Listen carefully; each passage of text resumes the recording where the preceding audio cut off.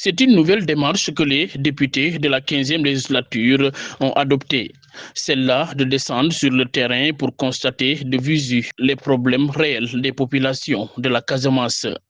Après le monde rural, ces élus du peuple originaire de la région ont décidé tout bonnement de s'enquérir de la situation dans les principaux hôpitaux de Ziguinchor, à savoir l'hôpital régional et celui de la Paix, tous les deux qui polarisent la région et une partie de la sous-région.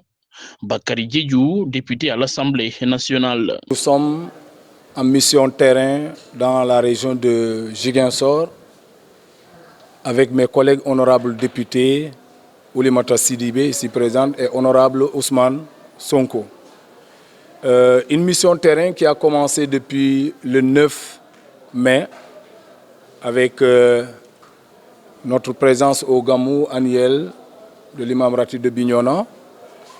Une descente hier au niveau de Badem pour vivre avec les déplacés de conflit qui sont en train de retourner dans leur pays, recueillir leurs conditions de retour au pays, dans leur zone. Aujourd'hui, nous sommes dans la commune de Ziguinchor pour nous enquérir sur la situation de nos hôpitaux.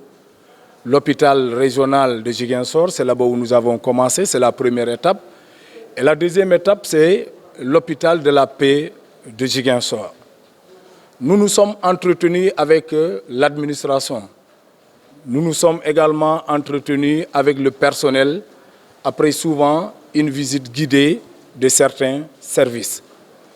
Ces visites nous ont permis de constater certains problèmes que nous allons évoquer tout à l'heure, mais les entretiens également nous ont permis d'avoir une idée exacte sur les problèmes de nos hôpitaux. Pratiquement, nous avons des problèmes similaires entre l'hôpital régional et l'hôpital de la Paix. Il urge donc, selon l'honorable Diédhiou, de construire des hôpitaux de niveau 3 pour pallier à toutes ces questions évoquées précédemment. Ces problèmes ont globalement pour nom la dette. Souvent, le budget alloué aux hôpitaux, les hôpitaux ne parviennent pas à couvrir ça comme il se doit. Nous avons des recettes qui sont souvent très insuffisantes par rapport à la masse salariale, par rapport aux besoins des hôpitaux de façon globale.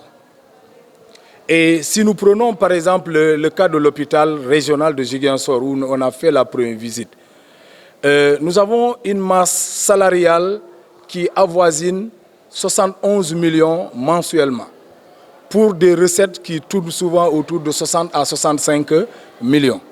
Là, c'est des manquements énormes. Ces dettes sont souvent dues au fait qu'il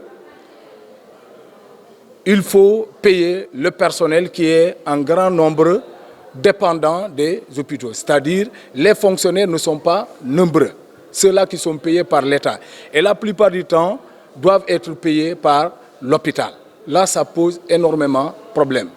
Nous avons également vu des dettes liées au social. Par exemple, si nous prenons le cas de l'IPRES, il y a des dettes qu'il faut nécessairement que l'État intervienne pour éponger la dette et permettre à nos hôpitaux, n'est-ce pas, de pouvoir souffler, d'avoir un nouveau souffle. Il est apparu que, par exemple, à l'hôpital de la Paix, que quelque chose de 300 millions doivent être payés dans le cadre de la dette sociale. Et l'hôpital s'est débrouillé jusqu'à payer 100 millions. Et aujourd'hui, les 200 et quelques millions sont souvent liés aux pénalités. Parce que si tu ne parviens pas à rembourser ta dette à temps, souvent, il y a des pénalités que tu dois payer. Et là, nous profitons pour demander à l'État, particulièrement l'IPRES avec le PCA, certainement nous aurons le temps de le rencontrer un jour, d'éponger les pénalités et de permettre à l'hôpital de pouvoir avoir un nouveau souffle. Les problèmes également ont souvent pour nom les équipements. Au niveau des équipements, nous avons vu que d'abord il y a la vétusté des locaux, de beaucoup de services. Mais il y a également beaucoup de choses qui manquent dans les différents services. Quand nous prenons le bloc opératoire, aussi bien au niveau de la paix qu'au niveau de l'hôpital régional, nous sentons qu'il y a des problèmes d'équipement qu'il faut nécessairement éponger. Il y a le problème de l'IRM. Ça n'existe pas au niveau de la région de Ziguinchor. Et il faut nécessairement que les gens aillent jusqu'à Dakar pour faire ces examens. Et pourtant, à côté, il y a un personnel qualifié qui demande seulement les moyens de pouvoir travailler convenablement. Donc, il y a la radio également qui a des problèmes.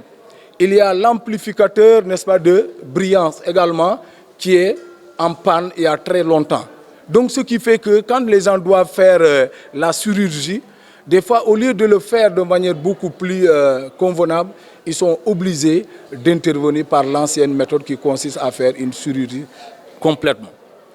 Et donc, à côté de tous ces problèmes que nous venons d'évoquer, on se rend compte qu'au niveau de Ziguinchor, il y a pourtant des opportunités qui pourraient permettre de prendre en charge convenablement la question de la santé au niveau de la région de Ziguinchor, avoir une santé de qualité. Parce que Ziguinchor, ce sont des hôpitaux généralement sous-régionaux. Parce que des Gambiens comme des Bissau-Guinéens viennent se soigner au niveau de Ziguinchor. Si les hôpitaux de Ziguinchor ne sont pas très bien équipés, ça pose un problème. Et les gens, des fois, pour une petite affaire, sont obligés d'aller jusqu'à Dakar pour faire le traitement et revenir, alors qu'il y a un personnel qualifié qui est là. Mais malheureusement, faute de moyens, les gens sont obligés d'aller trop loin. Tout ce que les gens demandent, au-delà de cet équipement, tout de suite et maintenant, c'est de construire dans les espaces où il y a par moment beaucoup d'hectares, 4 hectares par exemple au niveau de l'hôpital de la Paix, 8 hectares au niveau de l'hôpital régional. Je pense que l'espace ne manque pas. Tout ce que l'on demande, c'est de construire des hôpitaux de niveau 3. Ziguinchor ne peut pas continuer avec des hôpitaux de niveau 2. Le directeur de l'hôpital, qui a manifesté sa joie de voir ses députés œuvrer pour la bonne cause, a par ailleurs souligné la nécessité d'encadrer l'expertise locale des acteurs de la santé qui présentent des résultats probants. Grande satisfaction, un honneur de les recevoir déjà en tant que représentant au niveau de l'Assemblée nationale, mais également beaucoup d'espoir parce qu'en réalité, comme ils l'ont déjà dit, c'est une nouvelle approche qui consiste à aller voir les acteurs avant d'aller déposer le problème. Je pense que c'est ça ce qui est extrêmement important.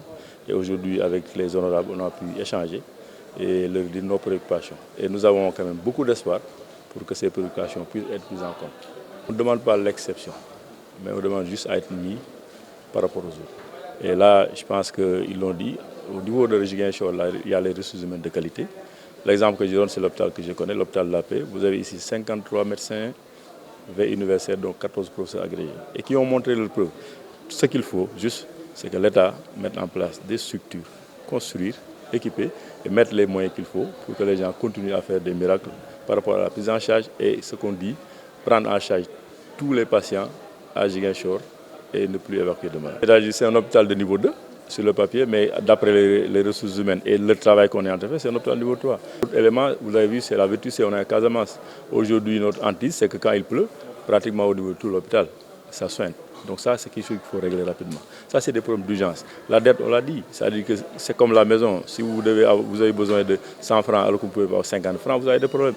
C'est la même chose. Donc moi, je pense que voilà des points sur lesquels l'État peut rapidement agir en attendant maintenant de mettre ce qu'on dit, des structures de référence, les ressources humaines de qualité sont là, qu'on puisse régler le problème définitivement, aussi bien de la zone sud que de la sous-région. Cette nouvelle démarche enclenchée par les députés de la région consiste à descendre sur le terrain, vivre la réalité avec les populations, avant d'évoquer ces problèmes, une fois à l'hémicycle.